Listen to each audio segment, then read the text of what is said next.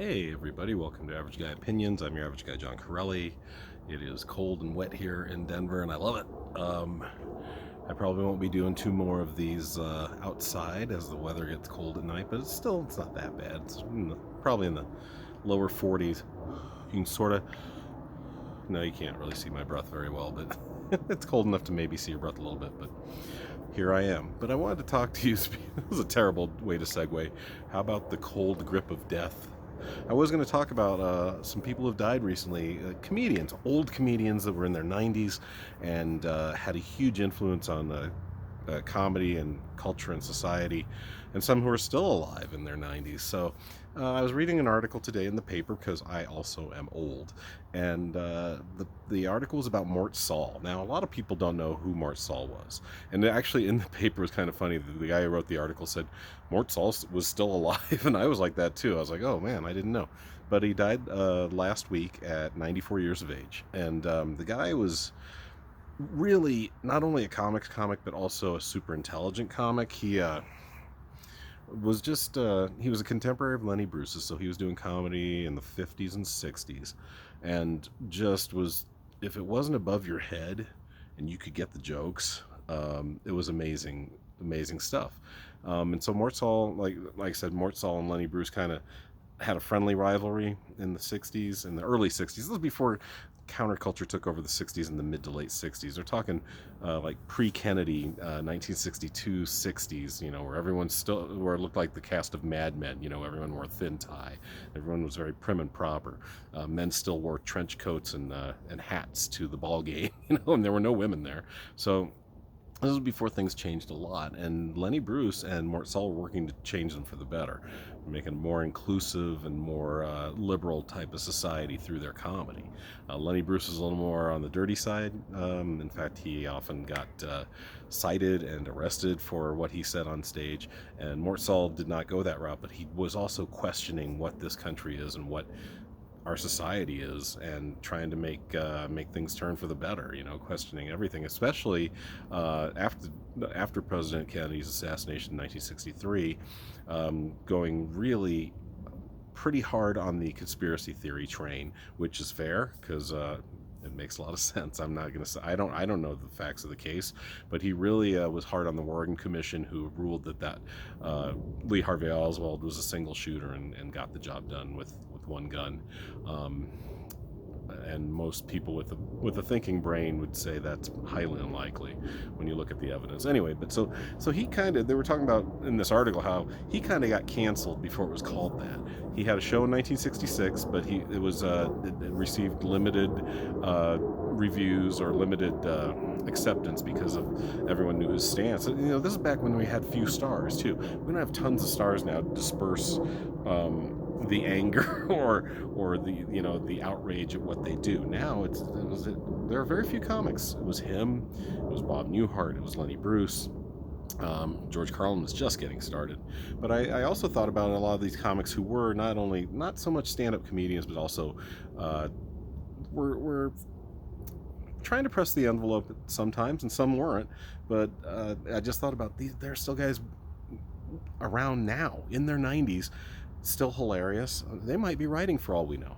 But Mort Sahl died when he was 94, and he was still doing stand-up a few years ago at the age of 91. He was in California, and he hit a club every week and do his stuff. And his big shtick was that he would have a rolled-up newspaper. He said, "Did you just read this?" and then just go off. And he was so smart that he could just do it like on stage. He didn't even need to write it out a lot of times. It was more polished stuff back in the 60s was written out. But he would just go up and have so much information in his brain, know how to make it funny, that he could just do it. And so there's kind of I'm not sad about his passing. He's lived a full life at 94, but it is kind of a bummer that we lost another comic last week.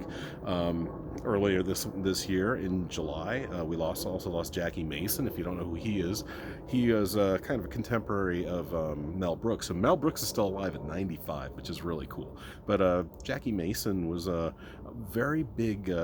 Not very big, actually, a rather small, diminutive, I believe, was 5'3", tiny little guy, but hilarious. But what he and Mel Brooks had in common was they often poked fun at the Jews because they were Jewish and could do that. Jackie Mason appeared in a couple of Mel Brooks's films, including History of the World Part One, where he's one of the Jews being stretched out on the rack as part of the Inquisition, and does a little rhyme about these guys playing ping pong with his balls. I don't know if you remember that, but Jackie Mason was still doing it, I think, even into his 80s. And I just found out, yeah, he died back in July, so that was surprising, kind of a bummer. But once again, he was, I believe, 93. We lost Carl Reiner last year at age 96. And for those of you who don't know who Carl Reiner is, besides being Rob Reiner's father, because of course Rob Reiner, great director, especially what's the big one that I like to think about is oh come on John, The Princess Bride. But Rob Reiner also directed When Harry Met Sally, and I'm quite sure there are a few others that I haven't thought of, as well as being Meathead or Michael Stivic on All in the Family. Excuse me. But Carl Reiner was his dad, and Carl Reiner was very famous for the Dick Van Dyke Show, and playing the very narcissistic Alan Brady, who Rob Petrie, played by Dick Van Dyke, wrote for. He was a comedy writer for the Alan Brady Show, and Alan Brady was played by Carl Reiner. And Carl Reiner, like I said, was very narcissistic. He wore a hairpiece. Carl Reiner was going bald in the 60s, you know. So he'd been going bald for like 60 years. I saw him on a roast maybe 5-10 years ago, and he was great. They made fun of his age. Like I think it was Gregg Giraldo was yelling at him, Carl, and Carl's acting like he can't hear. Just great stuff. And Dick Van Dyke Show, when I was like in my 20s, when I was going to college and didn't have a lot of time for TV, I would watch the Dick Van Dyke Show because it's still, the comedy, in my opinion, still holds up nearly 60 years later. It was really good stuff. It's just well written, and you can tell when things are well written and somewhat intelligent versus when they're not. Just a great show. And obviously Carl Reiner went on to do all kinds of other things, but one of the things that Carl Reiner is also famous for is being best friends with Mel Brooks. They're like, that must have been a big loss for Mel. Like I said, Carl last year died I think in the summertime, June or July. He was 96. Mel is now 95, and they were huge influences on people like Jerry Seinfeld. And if you watch Jerry Seinfeld's show called Comedians in Cars Getting Coffee, he goes and visits these two men. They're like, probably at that point, I think they're in their 80s, because I think that was maybe 5-10 years ago when they're best friends. And they're both sitting there, and they're just a couple of old Jewish, funny, hilarious guys, and they're watching Jeopardy together. Eating sandwiches or eating Chinese food or whatever. They're eating some typical thing that Jews like to eat. But it was great, and I feel bad for Mel, because that has to be hard to lose, who had to be one of his best friends for who knows how long. But funny men that really influence the comedy landscape of today, and give people like me and people way more famous than me license to say some of the crazy stuff we say on stage. Like I said, Lenny Bruce, Mort Sahl, Carl Reiner, who, as far as I know, didn't do stand-up. So, Bob and Ray. I forgot to check. That was some research I should have done to see if Bob and Ray are still around. If you don't know who they are, Bob Elliott is Chris Elliott's dad. Chris Elliott's, I think, a shade older than me. Right now, he plays the goofy hick on Schitt's Creek, but he's done a ton of other stuff. Hilarious dude. But Bob and Ray had their own show for years and years and years, and were great at the duo comedy shtick, and amazing writers. But yeah, trying to think of other comics from the time. Bob Newhart, he might still be alive, and he might be in his 90s.